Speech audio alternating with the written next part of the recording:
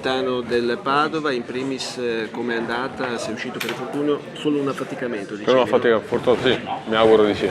Ecco, un punto sicuramente importante è quello di oggi, il fatto sta che il Padova forse non è stato abbastanza incisivo nelle ripartenze, ricordiamo soprattutto una grande occasione nel primo tempo con Bonazzoli, poi nella ripresa con Bakogu, però il Padova poteva forse fare di più nelle ripartenze, sei d'accordo?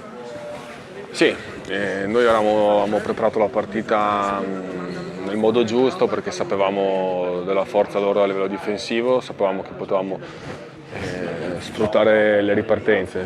L'abbiamo fatto in parte nel primo tempo, si poteva, come hai detto te prima, concludere 2 o 3 occasioni con Bonazzoli.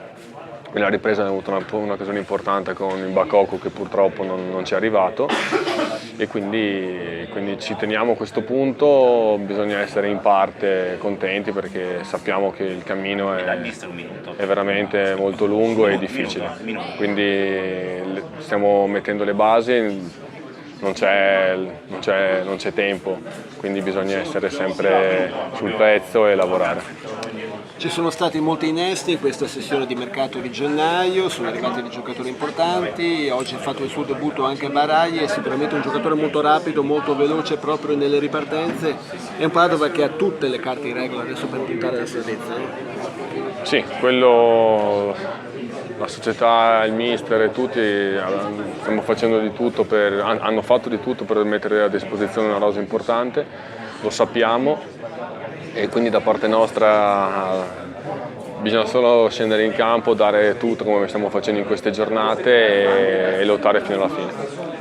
Ovviamente il campionato ha avuto altre partite oggi, la giornata si completerà domani, il Cittadella ha perso a Cosenza, il vostro avversario, mentre il Carpi è stato bloccato da Verona, risultati sicuramente non favorevoli a Padova. No, però noi sappiamo che noi faremo un campionato per noi, ce lo siamo messi in testa a parte, perché per noi ogni partita è come se fosse veramente la finale della Coppa del Mondo, cioè, sappiamo dell'importanza di affrontare ogni partita con il piglio giusto e poi nel momento in cui c'è la possibilità di affrontare, di fare gli scontri diretti, lì è veramente questione di vita o di morte, calcisticamente parlando, quindi sappiamo che è iniziato un nuovo percorso, un nuovo campionato per noi e c'è da fare veramente tanto, parlare poco e correre.